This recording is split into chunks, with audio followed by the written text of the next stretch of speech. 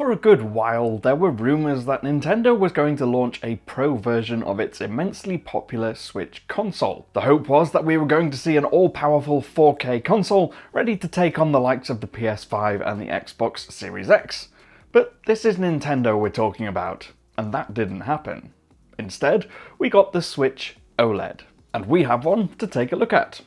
Now, the packaging is a fairly simple affair. It's bright red with a picture of the console right on the front. And once we open it, you get the important stuff front and centre. The console itself sits at the top and features a similar overall design to the original Switch. But there are differences, and we'll go over those a bit later. Then you get the two separate Joy-Con controllers that clip to the sides. And with the OLED model, they have this panda-like colour scheme, with black buttons and accents on a white controller. Obviously, one is for the right side of the console, and the other one for the left. Underneath the tray holding those is where you'll find the rest of the stuff that you need. That includes the white dock that you use to keep it powered on and plugged into your TV, again with that white and black colour scheme. If we take the back cover off, you'll see there are 3 ports inside, with space to tuck the cables in out of sight.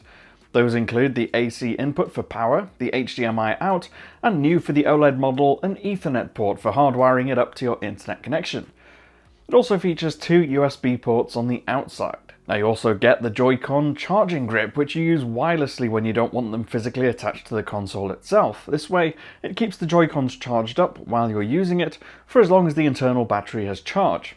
But also gives you that more comfortable two-handed controller feel.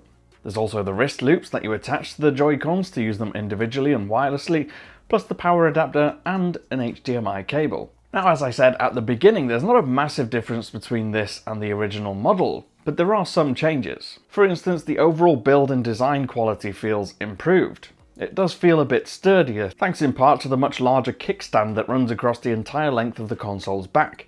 That gives it a lot of scope for adjusting, and you can adjust the angle almost until it's flat, and it keeps its footing. It feels secure. Along the top edge, you'll find the power button and volume buttons.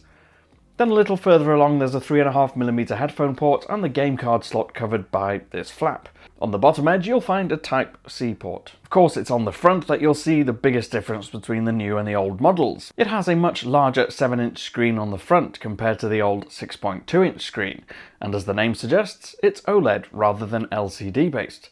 Put them side by side and there's a clear difference in visual impact and in colour temperature, with the older model feeling overly warm in comparison. The OLED model is slightly longer and heavier, but not enough to make a huge difference. As for actual performance though, there's pretty much nothing in it. There's no 4K, not even when you output it to a TV.